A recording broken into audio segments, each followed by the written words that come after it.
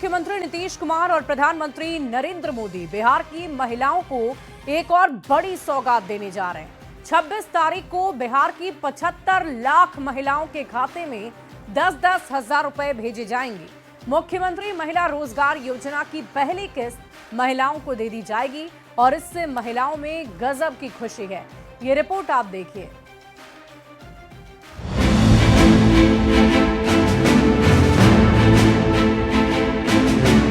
चुनावी साल में बिहार की महिलाओं की बल्ले बल्ले हो गई।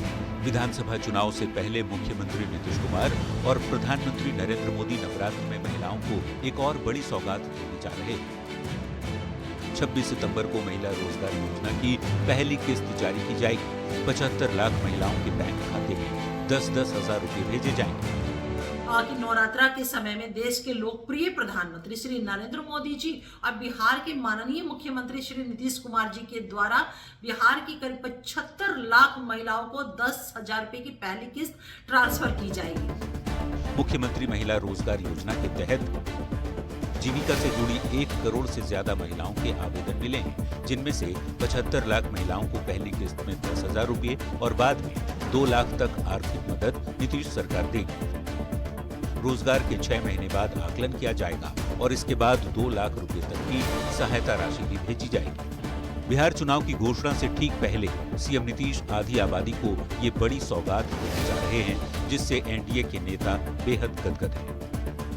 बिहार की महिलाओं को खाते में 10,000 रुपए भेजेंगे तो निश्चित रूप से उनके चेहरे की मुस्कुराहट बढ़ेगी और आने वाले समय में सभी बहनों का आशीर्वाद, जनता जनार्दन का आशीर्वाद एनडीए के साथ होगा और बिहार में एनडीए की सरकार बनेगी। बिहार की 75 लाख महिला लाभुकों को 10-10 हजार रुपए की पहली किस्त देने में 750 करोड़ रुपए खर्च होंगे। सीएम नीतीश के इस मास्टर स्ट्रोक पर खूब सियासत भी हो रही है। विपक्ष इस घोषणा को चुनावी चूरन बता रहा है। जिन्होंने बिहार की महिलाओं के सामने कोई विकल्प नहीं रखा, अब अचानक 10,000 रुपया लेके उनके बीच क्यों पहुंच गए? वोट के लिए रिश्वत दे रहे हैं क्या? बिहार की महिलाओं का वोट खरीद रहे हैं क्या? चुनावी साल में हर राजनीतिक दल एक खास वोट बैंक को साधने की कवायद में है। इस जुगत में हर किसी की पहली पसंद है महिला वोटर, जो पिछले कुछ चुनावों से किंग मेकर बन गई। सत्ता की चाबी महिलाओं के हाथों में है। चुनाव में खेल बनाने और बिगाड़ने में महिला मतदाता काफी अहम भूमिका निभाती है। देखना होगा महिलाएं इस बार किसका साथ देती हैं। पटना संवाददाता शैलेंद्र कुमार के साथ ब्यूरो रिपोर्ट, न्यूज़ 18। और देखिए, बहन रोहिणी के समर्थन में तेज प्रताप यादव उतर आए हैं। तेज प्रताप ने कहा कि हमारी बहन का जो अपमान करेगा, कृष्ण का सुदर्शन चक्र उस पर चलेगा। वहीं पूर्णिया सांसद पप्पू यादव ने भी कहा है कि बिहार को बचाएं रोहिणी आचार्य।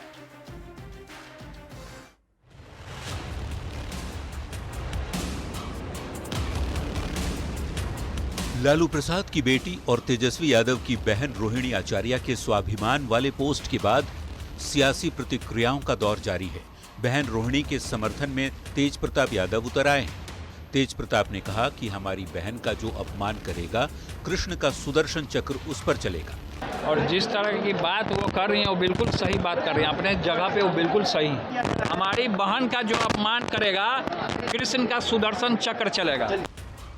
वहीं रोहिणी आचार्य के पोस्ट पर पूर्णिया सांसद पप्पू यादव का बयान भी सामने आया है। पप्पू यादव ने कहा है कि उन्होंने पोस्ट करने में बहुत देर कर दी, लेकिन अब रोहिणी आचार्य बिहार को बचाएं। बिहार को बचाएं रोहिणी जी, पूरे घर को बर्बाद, चिराग में आग लगाने वाले लोगों को से बचाएं। इस पूरे घटनाक्रम की शुरुआत तब हुई जब रोहिणी आचार्य ने तेजस्वी यादव के बिहार अधिकार यात्रा की तस्वीर वाले एक पोस्ट को टैग किया, जिसमें तेजस्वी के राजनीतिक सलाहकार और आरजेडी के राज्यसभा सांसद संजय यादव गाड़ी की फ्रंट सीट पर बैठे हुए हैं। इसके बाद रोहिणी ने कई और पोस्ट किए, जिसमें पिता को किडनी दान देने जाते समय की तस्वीरें हैं। उसके बाद रोहिणी आचार्य ने एक और पोस्ट किया, जिसमें लिखा, मैंने एक बेटी व बहन के तौर पर अपना कर्तव्य एवं धर्म निभाया है और आगे भी निभाती रहूंगी। मुझे किसी पद की लालसा नहीं है, न मेरी कोई राजनीतिक महत्वाकांक्षा है। मेरे लिए मेरा आत्मसम्मान सर्वोपरि है। सवाल है कि आखिर रोहिणी को ये पीड़ा, ये दर्द किस बात से? रोहिणी आचार्य ने आत्मसम्मान की बात क्यों की? क्यों कहा मेरी राजनीतिक महत्वाकांक्षा नहीं? न्यूज 18 के लिए पटना से रवि एस नारायण और दिल्ली से अमितेश सिंह के साथ ब्यूरो रिपोर्ट। और देखिए, तेजस्वी यादव बिहार अधिकार यात्रा के आखिरी दिन वैशाली में जमकर गरजे। तेजस्वी ने कहा कि महागठबंधन की सरकार बनने पर किसी अपराधी और भ्रष्टाचारी को छोड़ेंगे नहीं। तेजस्वी के इस बयान पर सियासत सुलग गई है।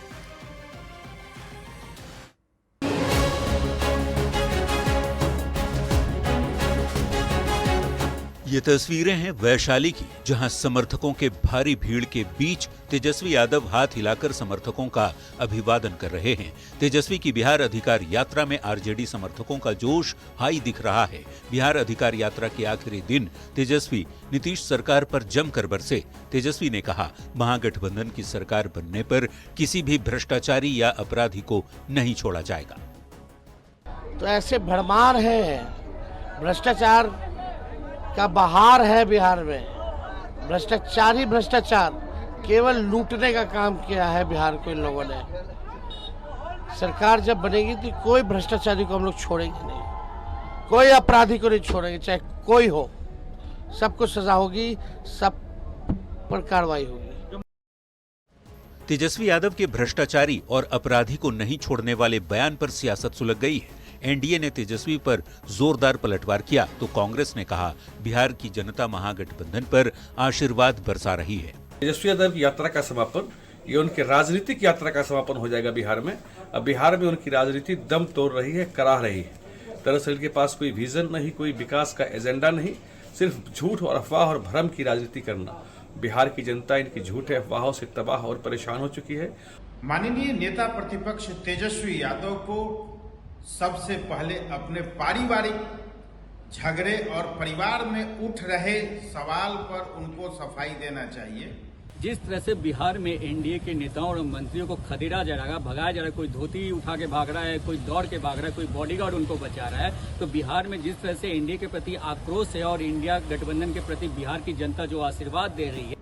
इससे पहले समस्तीपुर में तेजस्वी यादव की बिहार अधिकार यात्रा में आरजेडी समर्थकों का हुजूम दिखा। मुसरी घरारी चौक पर आयोजित सभा में तेजस्वी यादव ने अमित शाह पर जमकर हमला बोला। तेजस्वी ने कहा, शाह चूना लगाने के लिए बिहार आए थे, लेकिन उनको नहीं पता बिहार में खैनी में चूना मिलाकर रगड़ दिया जाता है। अमित शाह आए थे बिहार चूना लगाने, उनको यही नहीं पता बिहार के लोग खैनी में चूना लगा के। 16 सितंबर को जहानाबाद से शुरू हुई तेजस्वी यादव की बिहार अधिकार यात्रा का समापन हो गया। 5 दिनों की यात्रा में तेजस्वी ने बिहार के 11 जिलों को कवर किया।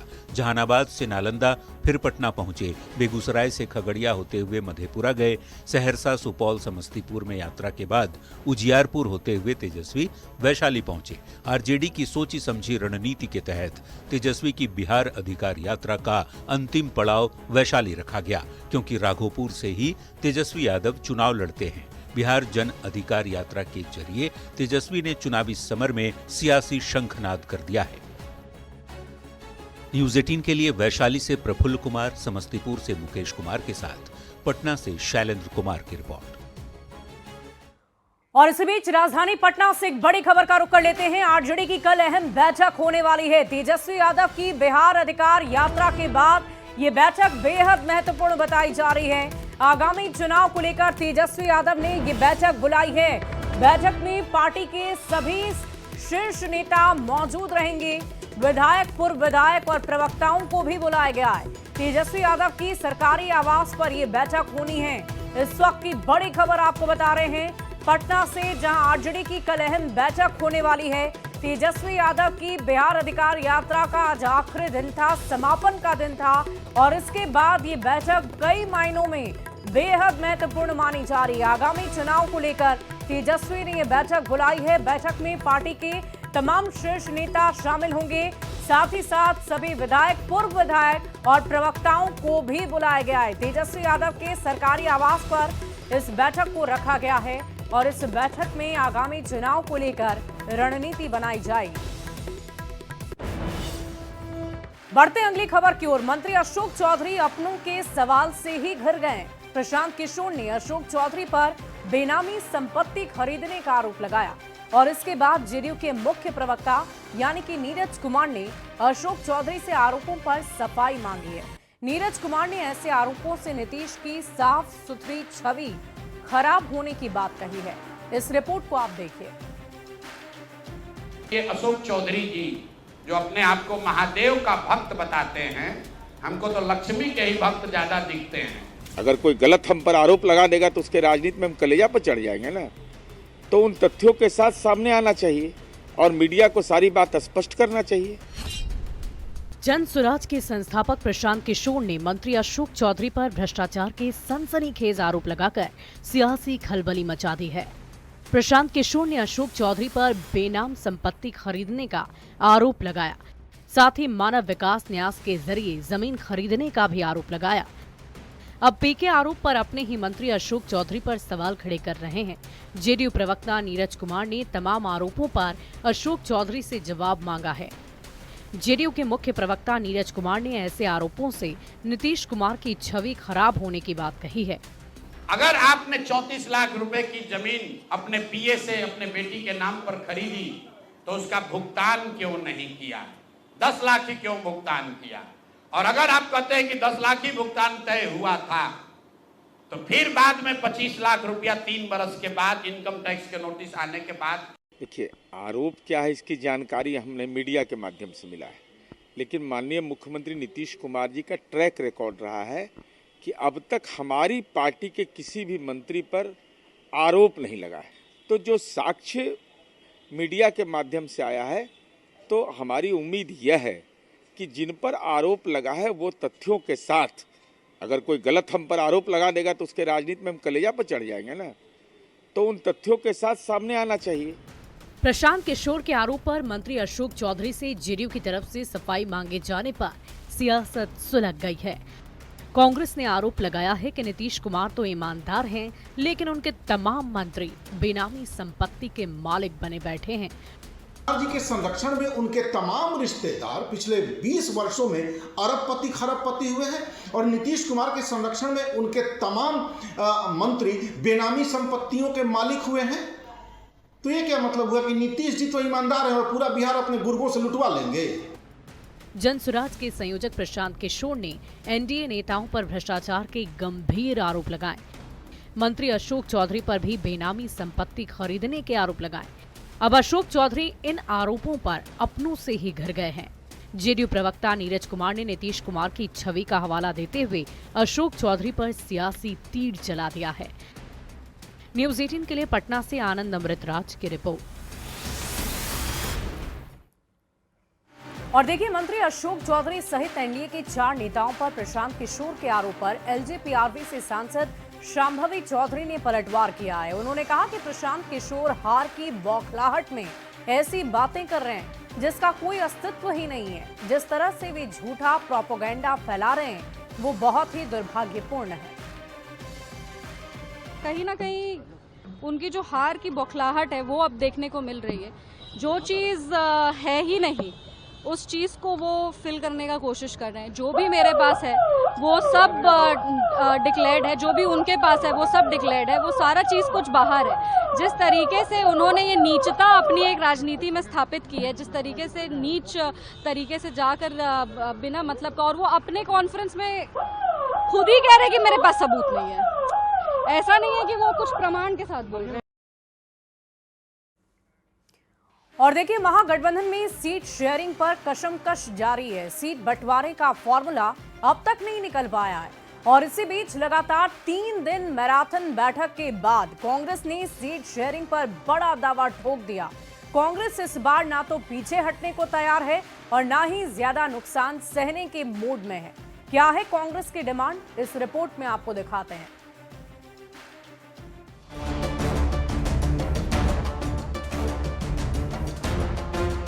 बिहार चुनाव को लेकर बहुत जल्द तारीखों का ऐलान होने जा रहा है, लेकिन महागठबंधन में अभी तक सीट शेयरिंग पर बात नहीं बन पा रही। साझा दलों की बैठक में सीट शेयरिंग का फॉर्मूला नहीं निकलने के बाद कांग्रेस पार्टी दिल्ली से पटना तक मैराथन बैठक कर रही है। दिल्ली में पार्टी आलाकमान, केंद्रीय चुनाव समिति और कांग्रेस स्क्रीनिंग कमेटी की लगातार 3 दिन में 3 बैठकें हो चुकी हैं। शीर्ष नेतृत्व के निर्देश के बाद बिहार कांग्रेस अध्यक्ष राजेश राम ने ये साफ कर दिया है कि कांग्रेस इस बार ज्यादा नुकसान सहने के मूड में नहीं है। हम सीट के बारे में ये कहेंगे कि हम 2020 के इर्द गिर्द हमारी चर्चा चल रही है। कांग्रेस पार्टी महागठबंधन के सहयोगी दलों से ही दो हाथ करने में जुटी है। महागठबंधन में सीटों की कशमकश कुछ ऐसी है कि कांग्रेस पिछली बार 70 सीटों पर चुनाव लड़ी थी और इस बार भी 70 के आसपास ही डिमांड कर रही है। बिना आरजेडी का नाम लिए ये भी कह रही है कि सहयोगी पार्टियों के लिए सभी को त्याग करना होगा। कांग्रेस अकेले सीट छोड़ने को तैयार है। अब गेंद आरजेडी के पाले में है कि कांग्रेस को कैसे मनाती है। अगर नया साथी बढ़ा है और बढ़ेगा तो स्वाभाविक बात है कि अनुपातिक सब में से सीटें ली जाएंगी। स्पेस सबको देना पड़ेगा। मैराथन मीटिंग के बाद कांग्रेस पार्टी पटना में शक्ति प्रदर्शन की भी बड़ी तैयारी कर रही है। 24 सितंबर को पटना में कांग्रेस कार्य समिति की बैठक बुलाई गई है, जिसमें कांग्रेस के राष्ट्रीय अध्यक्ष मल्लिकार्जुन खड़गे, राज्यसभा सांसद सोनिया गांधी, लोकसभा में नेता प्रतिपक्ष राहुल गांधी और कांग्रेस सांसद प्रियंका गांधी शामिल होने वाली है। बैठक के बहाने शक्ति प्रदर्शन पर खूब सियासत भी हो रही है। एनडीए इसे कांग्रेस की दबाव वाली राजनीति मान रहा है। इसलिए जो कांग्रेस कभी लालू यादव जी के सामने सीटों के लिए चिरौरी करती थी, आज वह बुरी तरह तेजस्वी यादव जी पर हावी है। 2020 में सारी तिकड़म लगाने के बावजूद भी कांग्रेस पार्टी मात्र 6% वोटों पर सिमट चुकी थी। अब तो राहुल गांधी और तेजस्वी यादव के नेतृत्व से राजद और कांग्रेस के लोग ही खुश नहीं हैं। पिछले चुनाव में सबसे खराब प्रदर्शन को दुरुस्त करने में जुटी कांग्रेस जिद पर अड़ गई है। जीत की ज्यादा संभावना वाली सीटों पर कांग्रेस की नजर है। यही वजह है कि महागठबंधन का आंतरिक संघर्ष अब सतह पर आ गया है। देखना होगा सीट बंटवारे पर बात कहां बनती है और आपसी खींचातानी में किसके खाते में कितनी सीटें मिलती हैं। दिल्ली संवाददाता अमितेश सिंह और पटना रिपोर्टर संजय कुमार के साथ ब्यूरो रिपोर्ट, न्यूज़ 18। और इसी बीच इस वक्त की एक बड़ी खबर का रुख कर लेते हैं। तेजस्वी यादव के खिलाफ कानूनी नोटिस जारी किया गया है। मंत्री जीवेश मिश्र का तेजस्वी को नोटिस। जीवेश मिश्र की तेजस्वी से 15 दिन में माफी मांगने की बात कही गई है। तेजस्वी माफी मांगे वरना मानहानि का केस होगा।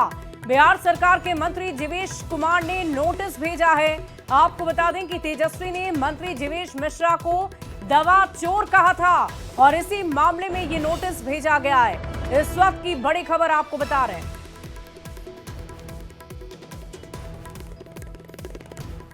और एक और बड़ी खबर आ रही है। पूर्व केंद्रीय मंत्री आरके सिंह और भोजपुरी के पावर स्टार पवन सिंह के बीच लंबे समय से चली आ रही नाराजगी अब खत्म हो गई है।